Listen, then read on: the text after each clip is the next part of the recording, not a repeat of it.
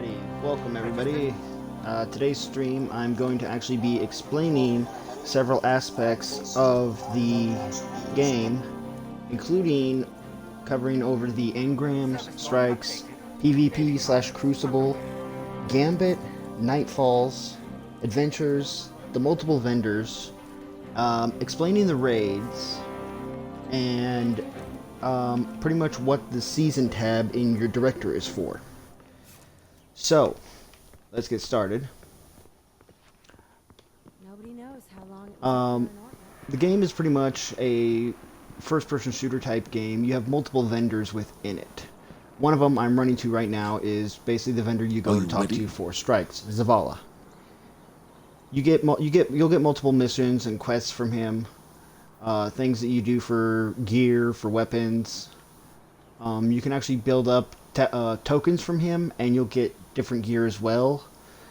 You can also collect bounties from him. Back to the front. And whenever you collect a bounty or you get a quest, you open up your director, and if you go navigate over to the quests, you'll see over on the right side where all of the bounties are, and over on the left side are all of your quests that you have to do. Go one more over to the side, and you have the Eververse store, where you can spend actual money to buy items that you want, whether it's cosmetic, ships. We've returned to the moon at last. The sparrows, finishers for your characters, emotes, most of everything. Over here is your map, which shows you the layout of the area that you're in, and if something is needing to be done, such as a quest, it will show that for where you have to go. Normally, you'll show up on your map as a little green arrow, showing your location, what direction you're facing, etc. If you're in a party, a fire team, with other people, and you're all on the same map, then the others will show up just as a little green dot on your map. The next tab over is destinations, which is all of the planets all the planets and areas you can go to, as well as the Vanguard strikes, Gambit matches, or Crucible. This little section right here is for the next expansion that's coming out in November, Beyond Light. The four over here that have the ships over them, those are the ones that are going to be getting vaulted at the end once Beyond Light comes out. So, let's start with going to Earth, the EDZ, European Dead Zone. As you can see, there are multiple quests, multiple adventures that are still to be done. There are what are known as strikes, and there are multiple vendors there as well. Go over another tab, and this is the roster showing everybody in the area you're in.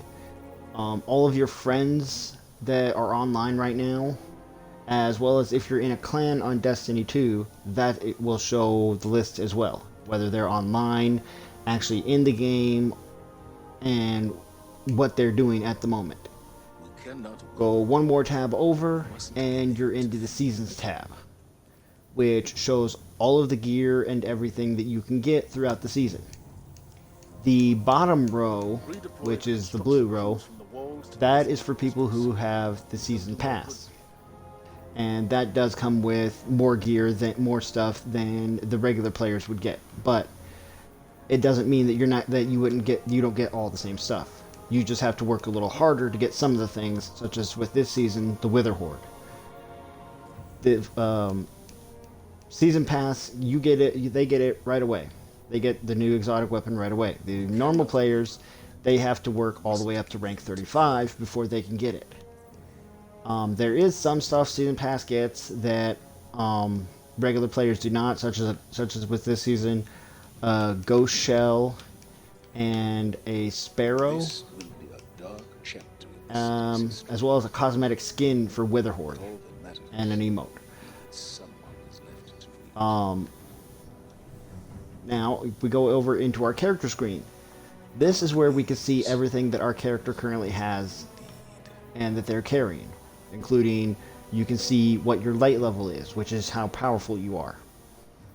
You can also see how much glimmer you have, which is what you use to buy, pretty much pay for taking quests or from certain vendors or and you can get it anytime that you dismantle a piece of gear. I thought the next threat would come. Legendary shards you get from dismantling legendary equipment, such as any of these that are colored purple.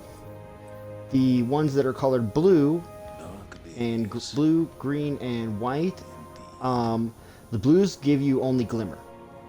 The greens and whites, unfortunately, do not give you anything. They are pretty much like your starters. Silver, that is what you get for the game for real life currency, such as money. Bright dust is used in the Eververse store to pay for a lot of cosmetic items, which is the Eververse store right here. You can actually go to it or go into your director, and there's actually a tab called Bright Dust. And there you can get multiple different things that for gear that you can actually get. I can wait. As long as you have the amount of Bright Dust that is needed for it, such as transmat effects for whenever you warp into an area. As you can see.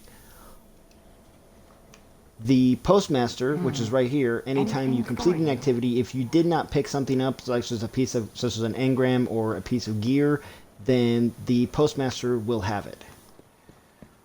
Over here on the other side is Rahul, where anytime you get a Prime engram, you come to talk to him, he will help you to open the Prime engram. Prime engrams are very good for getting powerful gear.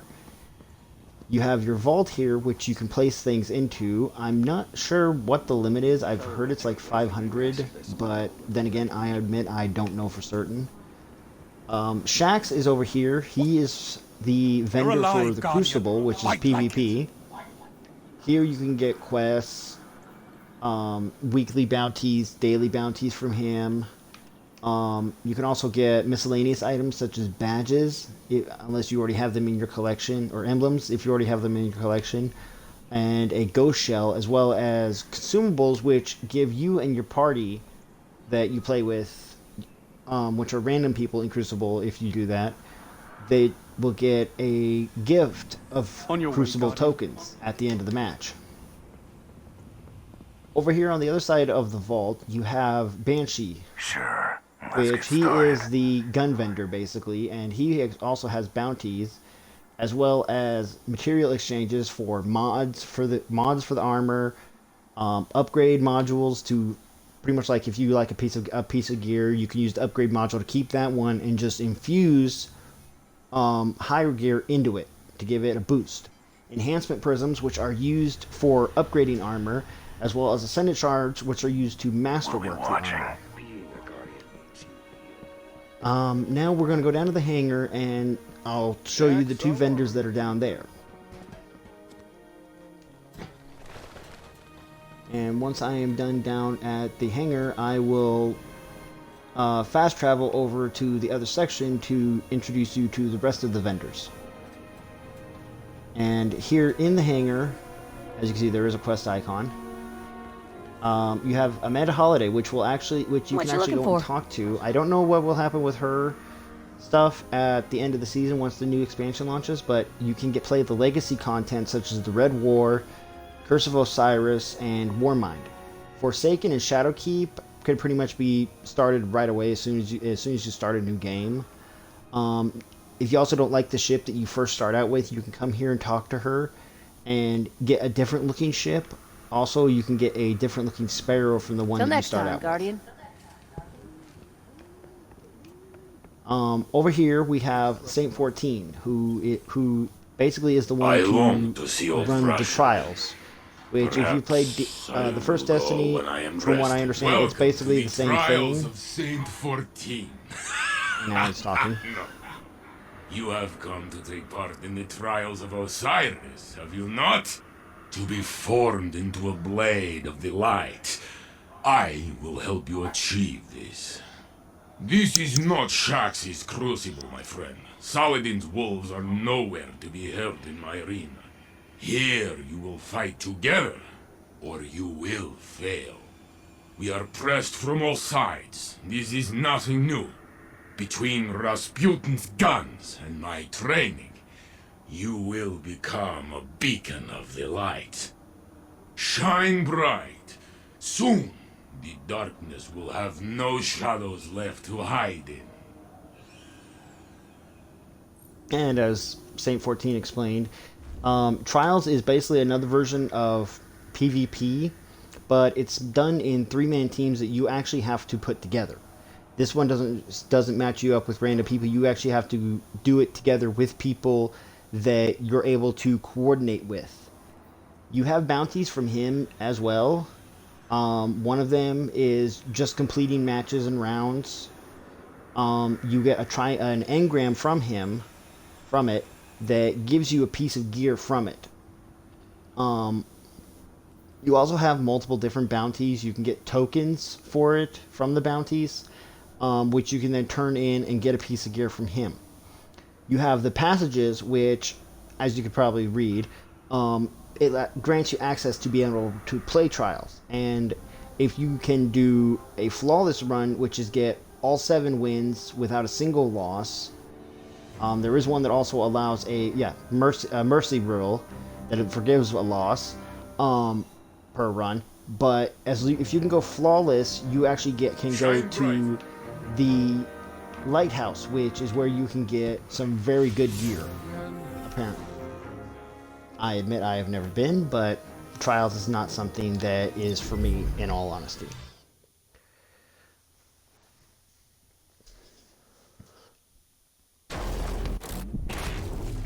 And now here we are on the other side of the map.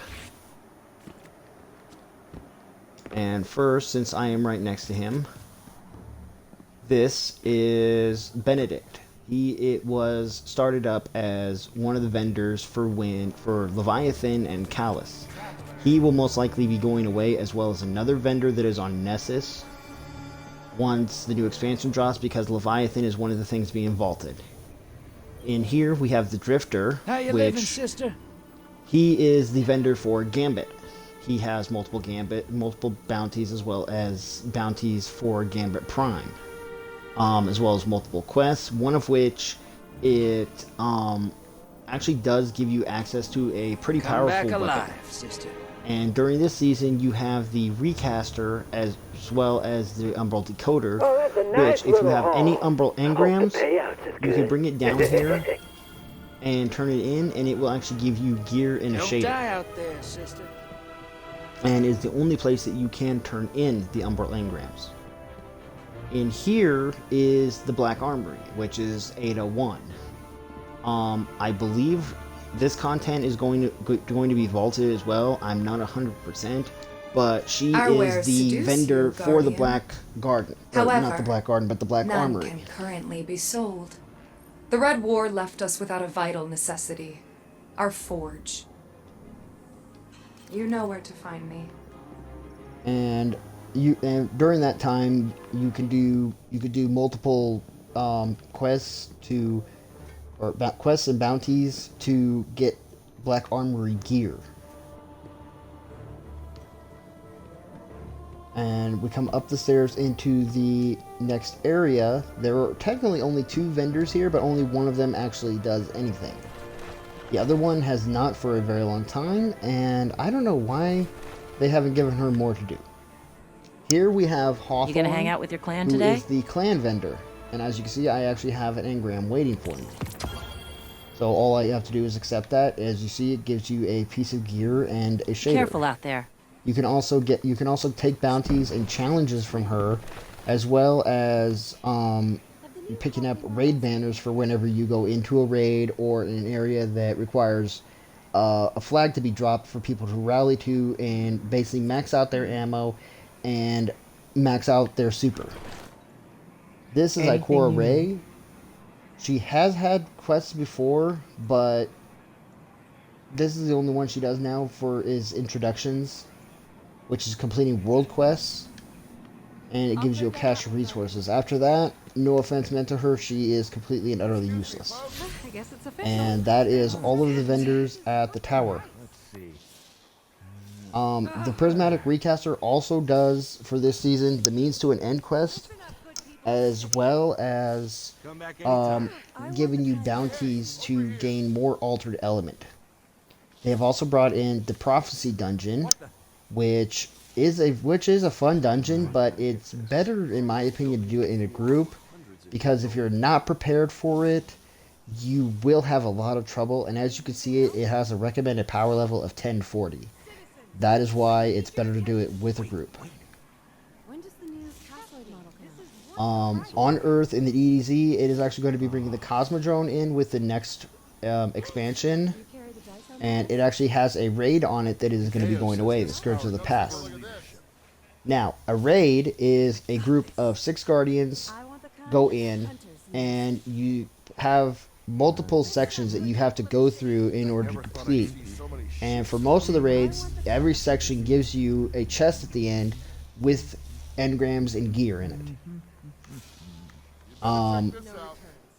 The strikes are pretty much 3-man fire teams that you actually get matched up with 2 other people unless you actually have a group of 3 to go through it with. Adventures are, you can do them completely by yourself if you want. They award blue level gear, as you can see. There are areas called lost sectors as well, such as this one right here, Whispered Falls. They give you gear at the end after you beat basically a small boss. You will get quests involved with the lost sectors on occasions. There's also the farm, which if you go through the Red Ward will be basically the first area you actually technically come into with vendors, and it will actually it will have a couple vendors there that won't technically be in the tower, but they work the exact same way.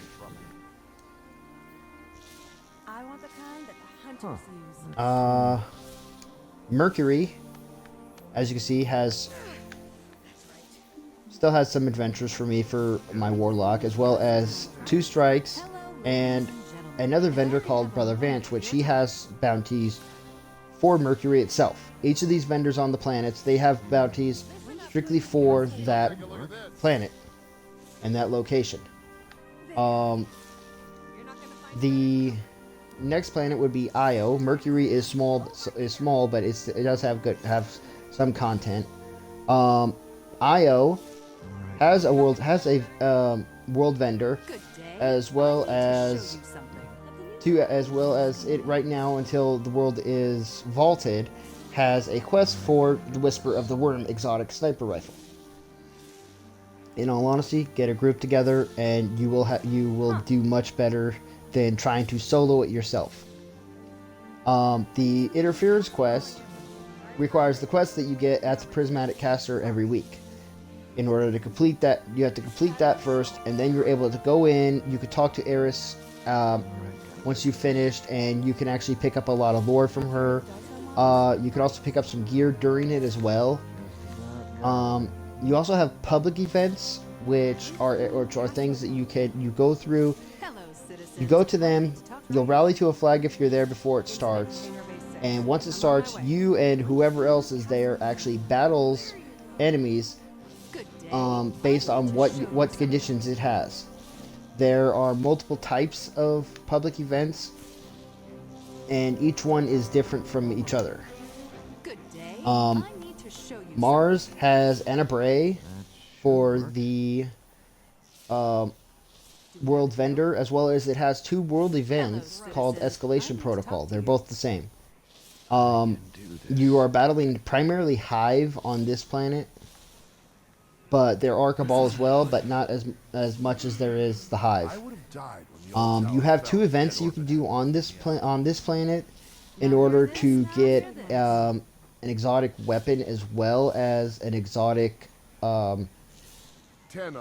Sparrow, as well as 2 different strikes that you can do. And I will actually be running through a strike as well to explain it. Titan is another planet you go to talk to the world vendor there, as for any bounties or such that you want, as well as a single strike And both Titan and Io are actually where you can go for the public event, where you're basically battling the darkness and you're building up That should do it. for the means to an end quest. 3 for the price of 2. Here we go. The Tangled Shore Oh, has 3 strikes, think nothing of it. as well as a world vendor, the Spider, which you can go to for bounties that will cover the entire system. A lot of his stuff is probably going to be going away because most of the areas are being vaulted, but he may get new content with the new areas that will show up. You can also go to the Spider, like say you're low on a certain resource. He has resources that you can purchase from him, but it costs either another type of resource or you buy it with Glimmer or Legendary Good Shards. luck out there. Come here. You won't be sorry. The Dreaming City only has 1 quest, but it also has the Shattered Throne Dungeon, a public event called the Blind Well, which can pretty much run constant, where you're fighting the darkness, you're going and activating different wells before fighting the bosses at the end of it. It also has the Last Wish raid, which is another raid just like Scourge of the Past. The Last Wish, however, has about 6 different sections that you have to complete. It also has about 3 to 4 secret chests within it. When are we going And to accept it? The garden? again, it's another raid that you can do. You can actually do some of this stuff, like the secret chests, by yourself by going in and going to what is known as the Wish Wall. You can look the wishes up and put them in, and once you have, you'll actually get teleported to the area. Then you can just go back a little bit or around the area a little bit, and you can actually get to a couple of the chests. On Nessus, it actually has Here we go. 3 strikes. Oh no. It has another second vendor besides the main world vendor, Failsafe, which is the second vendor I was talking about, Werner, which is for Leviathan. Which Leviathan is down here, and it is a 4-part raid. There is also another part of it now called the Menagerie, which requires the chalice to be slotted with runes in it in order for you to be able to compete in it. Otherwise, you won't be able to play it, and you won't be able to get any rewards from it. As you can see, it says it requires the chalice with a slotted rune. It can be 1 rune, 2 rune, or 3 runes.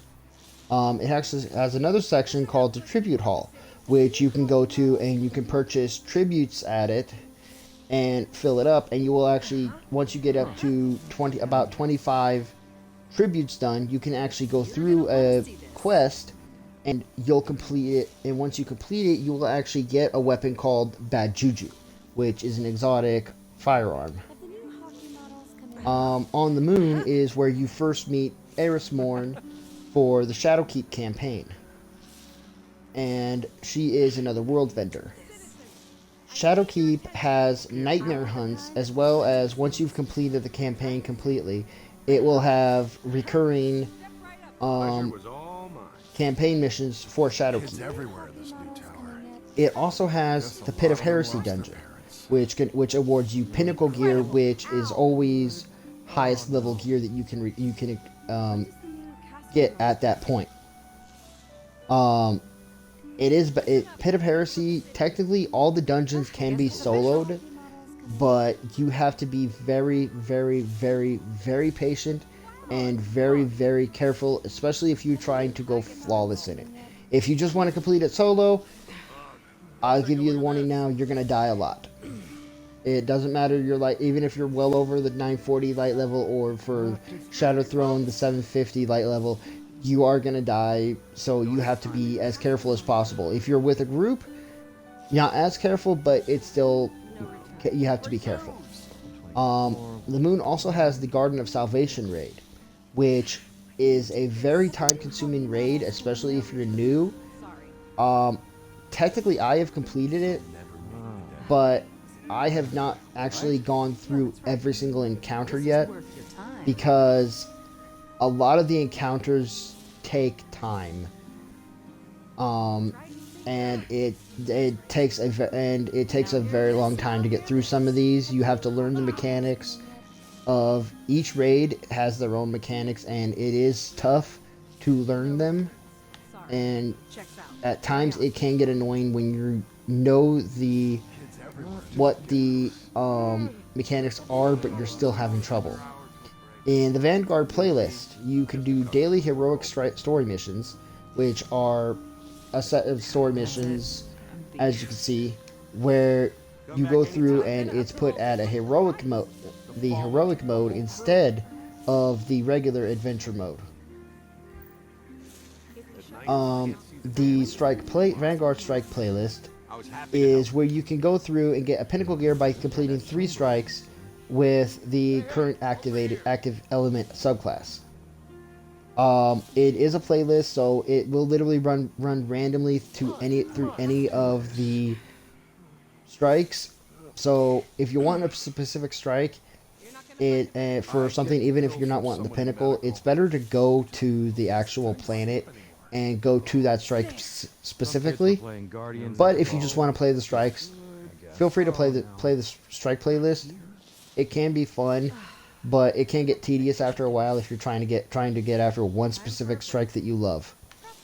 The Nightfall Ordeal is, it takes any of the adventures or strikes, and it basically bumps the difficulty up a lot.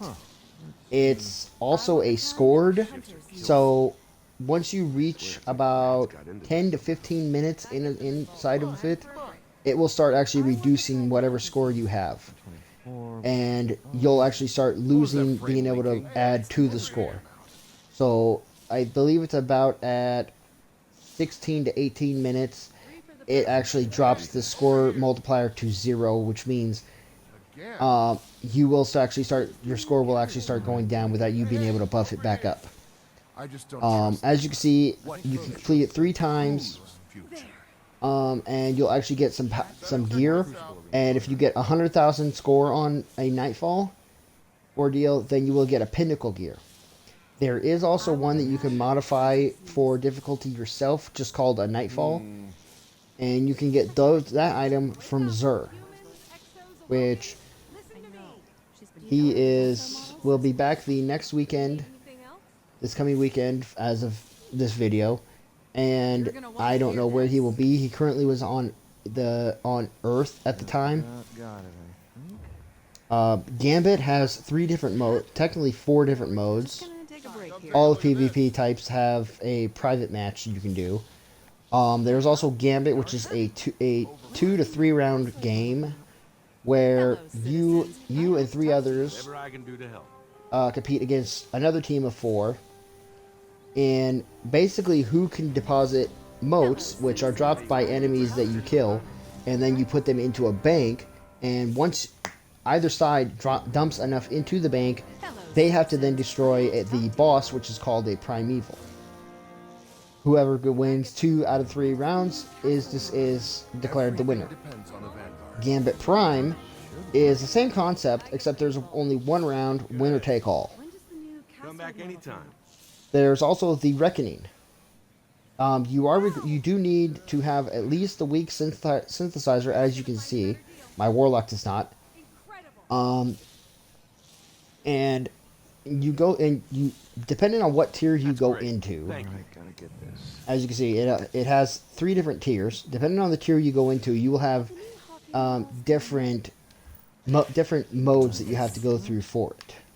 Such as the first tier, all you have to do is battle enemies to assert dominance basically over the area and then defeat a boss. Tier 2, you battle the enemies in the area. Then you have to go through and stand in certain spots to build a bridge to then be able to battle a boss. I have not reached tier 3 yet, but I believe it's the same concept as tier 2, but it may have a little bit more. Crucible is the main PvP area. Iron Banner comes in every few weeks, and Trials is every weekend. So those are two of the big ones that are for PvP. There is obviously Private Match. as well as a classical mix, Whatever I can do to help. which has a variety of game modes, as you can see, using connection-based matchmaking. There's also a rumble, which is 6 guardians are put into a match, and it's a free-for-all, as you can see. It's everyone for themselves. If anybody reaches 20 guardian defeats, that's the end of the match. That person's won. There's no ifs, ands, or buts about it. You have some that rotate in and out, as you can see. There's one called Countdown. There's one called Supremacy. Control is, there are 3 flags on the map. Come back anytime. Each team has, once they take control of the flag, they can defend it, go after the middle flag. Once they get that one, they have advantage. Their kills count as more. Once you have all 3, your kills count yet again still as more, and the other team, I believe, is not able to get any points for their kills, or they get the minimum, which is 1. Elimination, it is a 3-on-3 match, and if you get killed, you're eliminated out of the match. You can't compete anymore until the next round. Survival is another 3-on-3, but you have a life pool that is shared between you and your team, and once all those lives are out, once you're out, that's it. You can't battle it. You can't compete anymore. You're basically done at that point. The biggest difference is every other game mode gives you valor as one of your things, but survival gives you actually glory instead. And there is a survival freelance. I've never done it myself, so I'm not sure if it's the same as regular survival or not.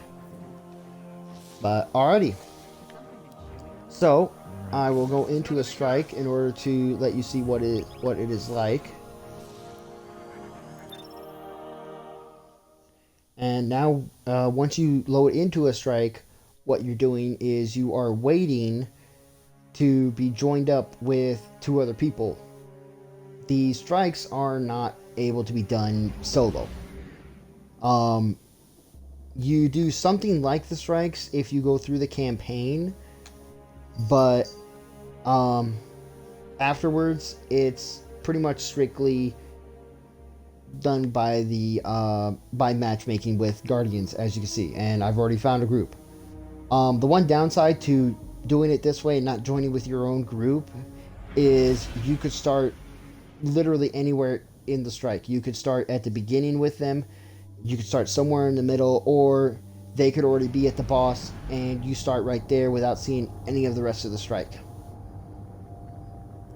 And there are occasions where you can literally load in and they've already beat the boss and it's already counting down to the end of the strike at the end. So it is something of a pretty much like a crapshoot, so to speak, to try and get into a strike where you don't got to worry so much about it.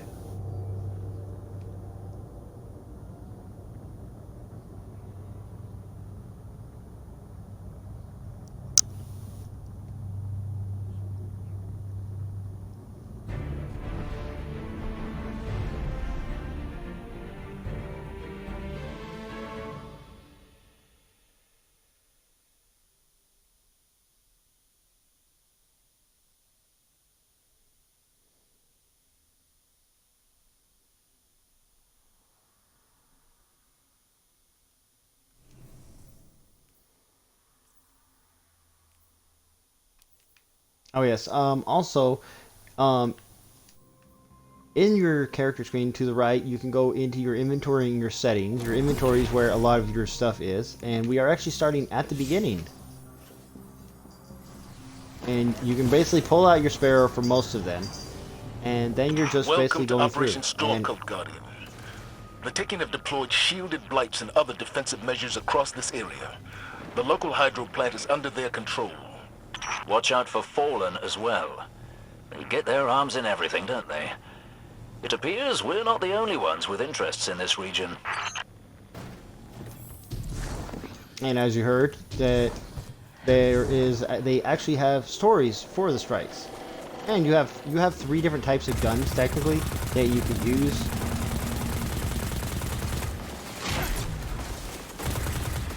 And you're pretty much battling everything you see except for other guardians. This is known as PvE, player versus everyone.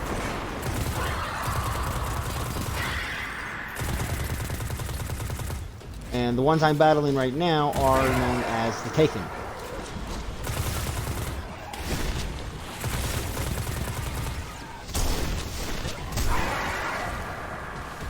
And one of the ways to get rid of the blights is you come inside of it and you have to shoot at this until it explodes, basically. Sometimes you won't take damage like I just wasn't. Other times the blights will cause you to do damage. To normal. Let's hope there aren't Now what I'm having to effects. battle are Fallen. Those Take are them known out, as please. explosive shanks. You definitely want to kill them or they will kill you.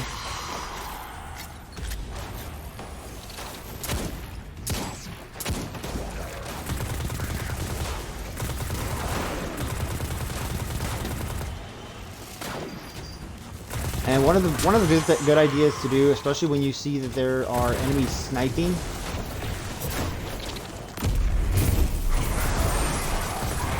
is pretty much just make sure that you're always moving.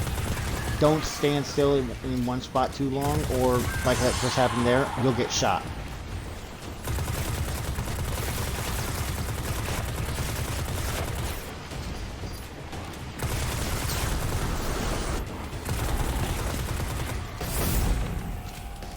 Sometimes their shots can be deflected or stopped if you hit them just as they're getting ready to shoot. The Warlocks have an ability called a Glide, which you saw me using a couple of times. The enemies sometimes will have an elemental shield. I am shooting a gun that has a void element, so it's not the best for taking down a red shield. And the blue orb that you just saw pop up, that is what is known as an engram. As you see, it gave me a piece of armor that is blue. It's not the actual color of the armor, it's just the rarity of it. So that one is considered technically rare, but you'll get it the most. And as you can see, a pop-up popped up explaining that my super is now charged, and I will actually be using it here in a second once I take down this blight. And the rest of my team finally decided to show up. Whatever's behind us must be underground. And you can choose to use your supers now if you want. As you can see, that was a Nova Bomb, which does a lot of damage. And this that I just picked up, as you can see, is an Umbral Engram. It is the one that I turned in at the recaster earlier, at the Umbral Decoder.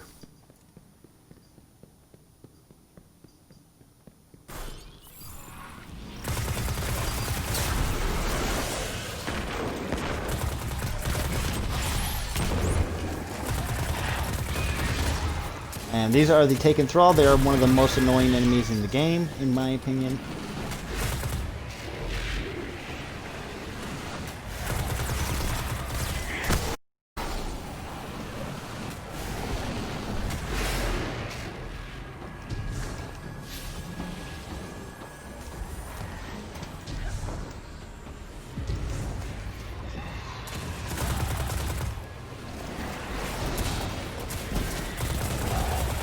As you can see, he has a solar shield, so it took me longer to take down his shield by using a void weapon. Each weapon has its own elemental burn. There are some weapons, such as an exotic called Hardlight, a exotic Sniper Realis, that can actually change their elemental burn.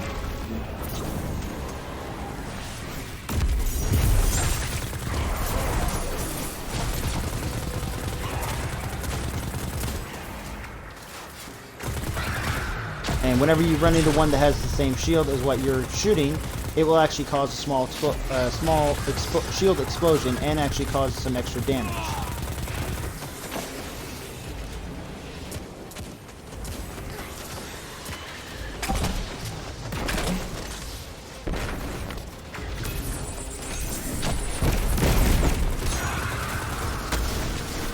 this one is not the actual main boss of the area. He is actually what is known as the mini boss. He is also, if I remember correctly, considered a wanted, as it actually says in his name. He is a wanted enemy. That was brought in when Forsaken was actually launched. They are more powerful than normal enemies, and they don't really give you anything extra. They're just basically a mini boss that you can fight and defeat.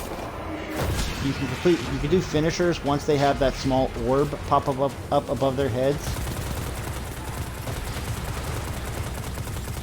And you can get different finishers. The majority that you can get though are from like Eververse or for in events.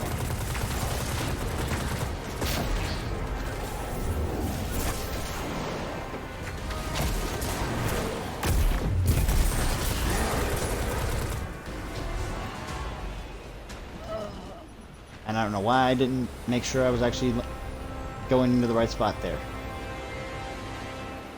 Sometimes you'll get people like that they just don't want to help their party and they'll just run ahead.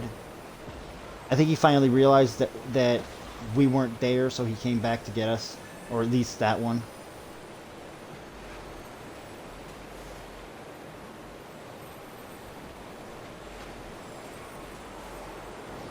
And my timer just popped up, but I'll wait for him to revive me. Thank you.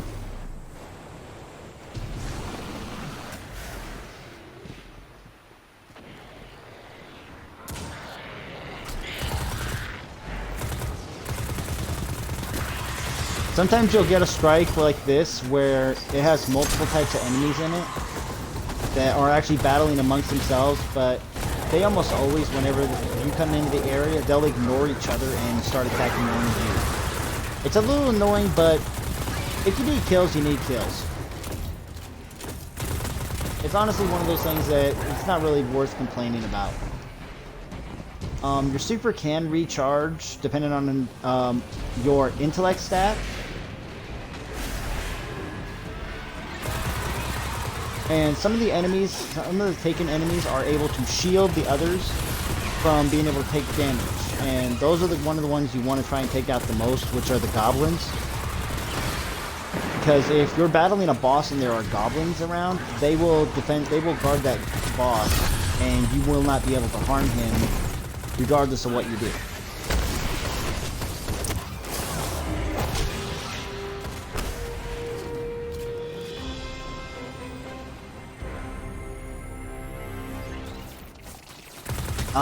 And the icon up at the top of the screen that is underneath of my health bar, it is what it is basically saying that respawns technically are not allowed. If everybody dies before anybody's able to respawn, or rather not allowed, it's more restricted. If everybody's not able to revive before all three are knocked down, then the entire team is considered to be wiped, and they will actually be sent back to the last checkpoint that they had hit.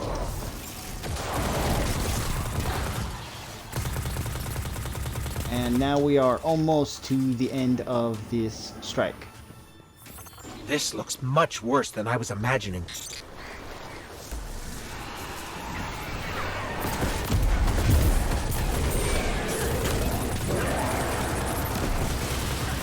And as you can see, this one is actually causing damage from standing inside of it. Now we have the boss up, and you can bring out your heavy, or if everybody has their supers, just use your super, and it will top his health down quite a lot.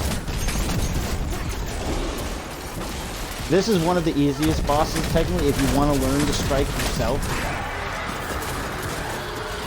And as you can see, he did drop a engram right now. But if I don't pick it up, then it'll just be waiting at the postmaster like I explained.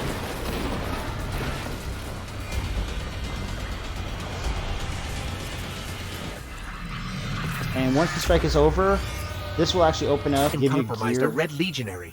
It would explain It how will also give organized they've glimmer been. and Without planetary orcs, and whatever I didn't planet think they and could still sometimes planetary materials as well as take. strike tokens. And that is how you do a strike, is you literally just run through and defeat the enemies along the way. Technically, you could try not to die, but you won't get any penalties for it, really.